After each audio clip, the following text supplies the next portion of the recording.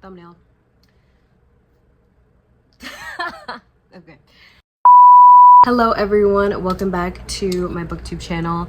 This week's video is going to be my top 10 book boyfriends of all fucking time. These 10 surpass every book I've ever read in my life. Now, were all these books 5 stars? Probably. But there are also books that are 5 stars and these book boyfriends didn't make the list. They're probably like in my top 15, top 20. I've read a lot of books, but these top 10. Nothing beats these guys. And we're gonna go from 10 to 1, obviously. I have my handy dandy computer here with my list. I don't have all the books with me. I have exactly 3, 2.5. So I will put pictures if need be, and the need will be. Alrighty, at number 10, we have Theo Silva from Reckless by Elsie Silver. Now, I might get a little bit of hate for this one. He's still in my top 10, but I feel like a lot of people would put him higher because he is inarguably one of the best MMCs in the Chestnut Springs series. Cade Eaton comes very close to Theo Silva, but like I said, I've read a lot of books and there's just people that beat Theo Silva. Sorry, Theo Dale Silva. I love that man with every fiber of my being, though. The way he cared for Winter was unlike anything I've ever seen in my life, and the way that he didn't let other people's opinions of her dictate how he felt about her and like diminish his interest in her was so, I love that so much. And I relate to Winter so much that she's always seen as cold. She's like, everyone thinks that she's like a bitch. She's literally labeled the Ice Queen because not only is her name Winter, but also people just think that she's like mean and cold, like I said. And that did not stop Theo. I love the Reverse Grumpy Sunshine, and this book was Reverse Grumpy Sunshine. I would say Reverse Grumpy Sunshine is my favorite trope of all time. I love a good like normal Grumpy Sunshine, but Reverse just does it for me, and Reckless did it perfectly. Coming in at number 9, we have a new addition, Mr. Weston Belmont. This man is not a book boyfriend. He is a book husband. He is a book husband. I love his relationship with Skylar so much. Wild Eyes by Elsie Silver. I didn't even mention that. Weston Belmont from Wild Eyes by Elsie Silver. I just recently read this book. 5 stars. 5 stars. It was so fucking good. West was, just everything that anyone could ever need in not only like a romantic partner, but just like a friend in general. He was so supportive of Skylar and just wanted her to like let loose and be able to be herself because she was never able to from growing up in the element that she was in. She never got to be herself, and West got that out of her, and it was so beautiful. He loved her the way that everyone should want to be loved, to have friendship and just to love being around the person that you're also in love with, like regardless of any romantic feelings, like just loving being around the person and talking to them were everything. They were everything. And her with his kids was adorable. And him, oh my god, he was such a good father. He was such a good fucking father. I love this book. I love this book. Next up, at number 8, we have Ryan Shea from The Right Move by Liz Tomforty. This might also get me a little bit of hate because a lot of people love The Right Move. The Right Move is 5 stars for a lot of people. It is a lot of people's favorite book in the Windy City series, and it is one of my favorites, but there is someone that beats Ryan Shea, I fear. Ryan Shea was the epitome of perfection in terms of like quiet love and doing it well.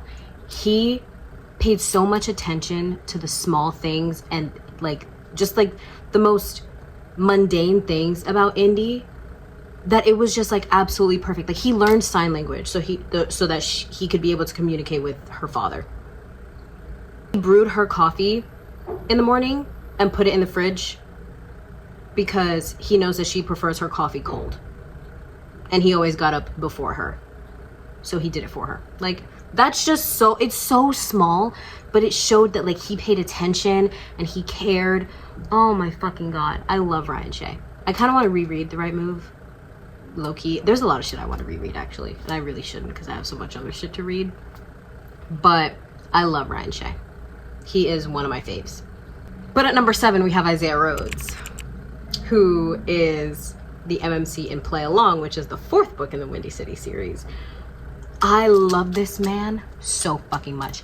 I love a good obsessed man, and this book was boy obsessed. He was obsessed with Kennedy for years, but always was respectful of the fact that she was in a relationship. Then she wasn't in a relationship, and boy did he shoot his fucking shot. Kennedy had like certain intimacy issues. She didn't properly know how to show affection, and he was the perfect fucking person to help her with that, because he was so incredibly affectionate, especially when it came to his nephew. Oh my god, that book made me fucking cry. That book made me cry. I love that book so much. He was so incredibly obsessed with her, and just so sweet and loving, and I love that book so much. I love that book so much. I read that book in 24 hours. 24 hours. I read that book in 24 hours. It was that fucking good.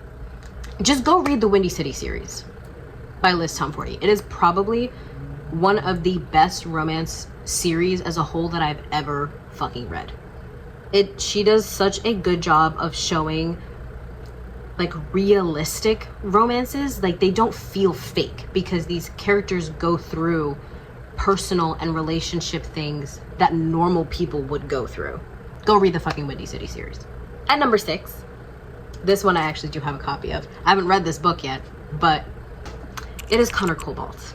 Like I said, I have not read this book, but I read Kiss the Sky, and then I've obviously read almost every other book in Addicted Calloway. I need to finish the series terribly.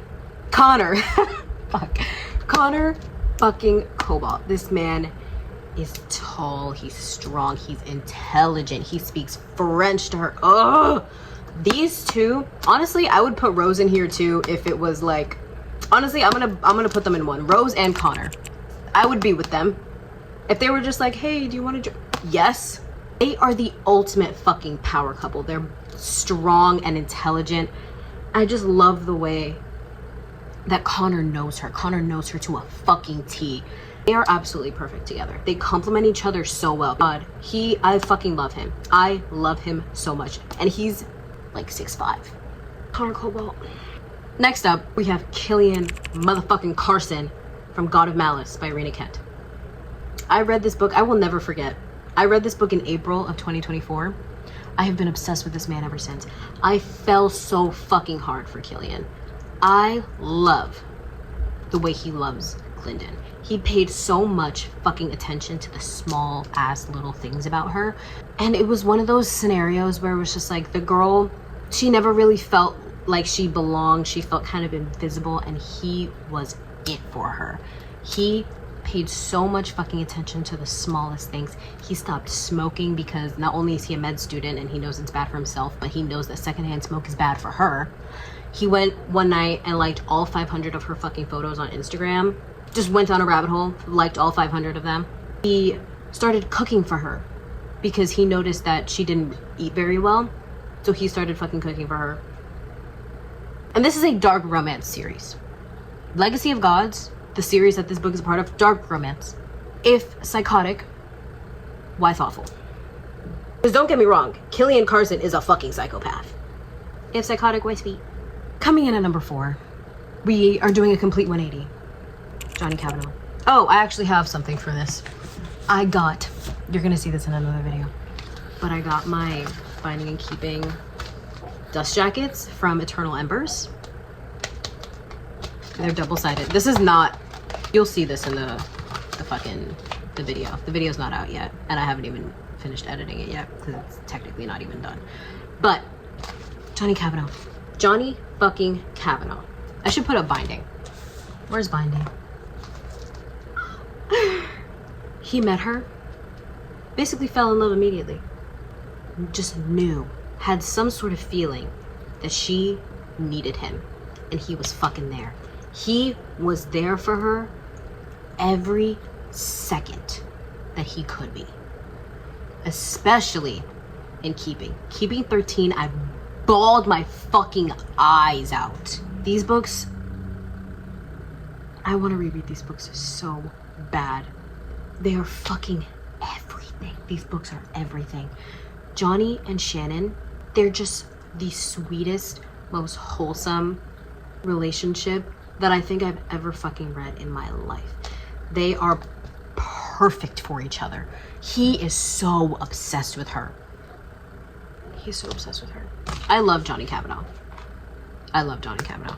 He's just the sweetest thing, but he's also hilarious, especially when it comes to his friendships. Like his friendship with Gypsy is the funniest thing I think I've ever fucking read in my life. Like, I don't think I've cackled that much reading a book until I read at least the funny parts of Binding and Keeping 13. We are finally at my top three book boyfriends of all time. Now, this is subject to change because my reading journey is not complete, obviously. I also have never read fantasy, and a lot of people say that fantasy book boyfriends are just like next level to just like normal romance boyfriends. Fantasy is just like another fucking level. So this is subject to change, but for right now, not tapped into my fantasy journey. Here's my top three. Coming in at number 3, we have Joey Lynch, also for the Voice of Tommen series. First of all, I personally identify as Aoife Malloy because I see so much of myself in her, and she's also a Virgo, and her birthday is September 18th, just like mine. So therefore, I am Aoife Malloy. So therefore, Joey Lynch is my fucking husband. I don't make the rules. These two books, Saving Six and Redeeming Six, were so incredibly fucking heartbreaking. They are part of the same series as Binding and Keeping 13. So I can't even tell you that one duet is more heartbreaking than the other because they're just so fucked up in different ways. Joey and Aoife will ride or fucking die for each other, and I loved that. You saw their friendship build and their relationship build. They knew each other for fucking years, and you got to see all of it, and it was like one of the strongest relationships I've ever read in my life. These two were absolutely made for each other. They were there for each other through fucking everything. Aoife was there for him through fucking everything.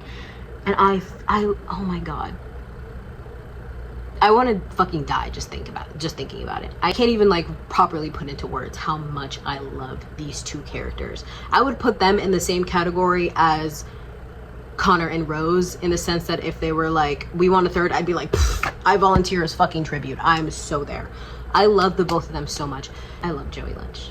I love Joey Lynch. The way he was there for Eva, the way he was there for his siblings. He was everything. He was everything. He struggled so much, and you couldn't help but just like have your heart break for him. Oh my god. I can't. Coming in at number 2.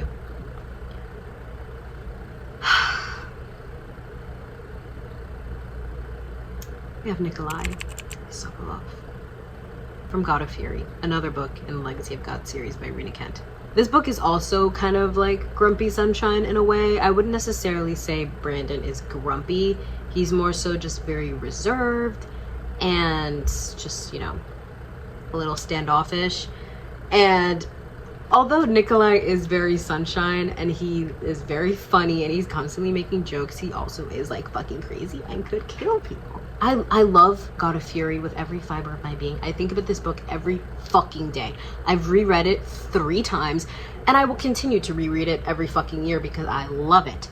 Nico and Brandon were also just another couple that was so fucking perfect for each other that it was impossible to think that these two characters shouldn't be together.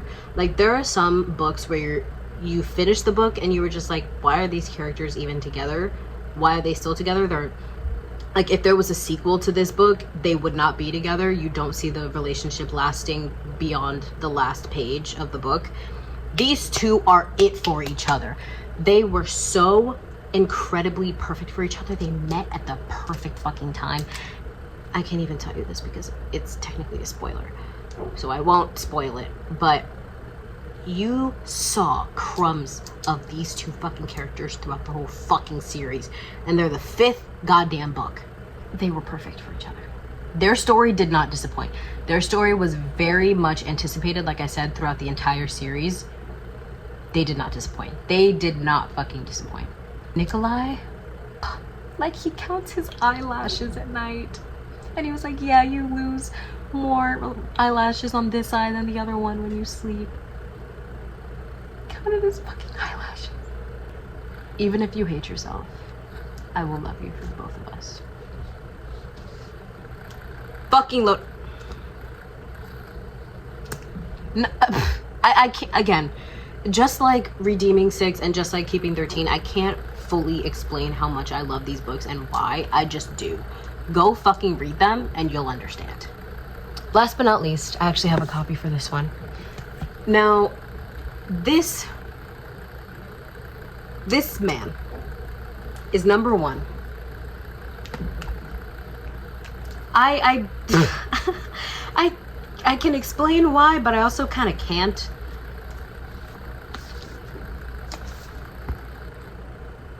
Garrett Graham. Garrett Graham from The Deal by Elle Kennedy. I think I fell in love with this man. He was one of the first book boyfriends I ever had. I fell so fucking hard for this man. He was funny. And I just loved his and Hannah's relationship so much. They are the main reason why I absolutely devour Friends to Lovers, because you saw them basically be strangers. Like, he is the captain of the hockey team in this college, so she knew of him. She didn't know him personally. He didn't know who the fuck she was. So they were basically strangers. And then you saw them be put into a scenario where they needed to interact with each other, and you saw their friendship build, and then you saw their relationship build and the feelings start and everything. And this book was just so fucking perfect to me. I don't care, like, the writing, is it a fucking literary masterpiece? No. Is the writing like super advanced? No, but it's a good ass fucking book with a good ass fucking relationship.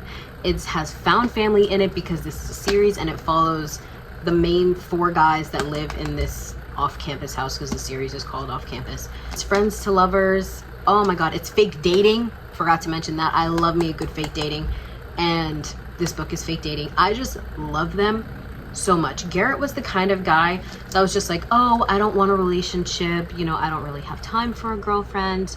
But he wasn't one of those guys that like swore off women completely and was like, I'm never falling in love. He didn't have anything weird like that. He was just like, you know, with school and hockey, I don't really have time to prioritize a girlfriend. But then he met Hannah, and he was just like, shit, I need to change my feelings on relationships. That was another thing. He never once denied his feelings for Hannah. Once he admitted to himself that he had feelings for her, he was just like, oh shit, I need her to be my girlfriend. I want her to be my girlfriend. And then this is kind of a spoiler, so maybe skip this if you don't want a spoiler. She tries to break up with him. He's just like, yeah, okay, we'll see. This man basically did not let her break up with him because he knew that she was breaking up with him for a bullshit reason. He didn't know what the reason was, but he was just like, you're breaking up with me for no reason, out of nowhere. Something must be going on, so we're not broken up. I love them so much. Oh my god. And the quote on the back of this special edition, this is from Afterlife, by the way, is a quote from Garrett, and it says, sometimes people sneak up on you and suddenly you don't know how you ever lived without them. It's him talking about Hannah. I love this book so much. People will definitely disagree with me on my order and this list, but I stand by it. I love all of these characters and all of these books so fucking much that they all have just like stuck with me since I closed the book and finished them.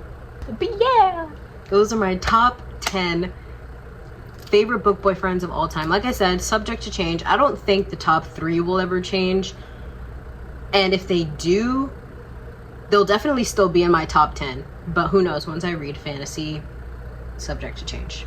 But yeah, I hope you guys enjoyed this. Let me know your opinions, especially if they differ from mine. I'm very interested to know of people, how other people would rank their top 10 book boyfriends. Let me know if you agree with me. Like I said, if you disagree with me, have a good night or day or afternoon or whenever you're watching this.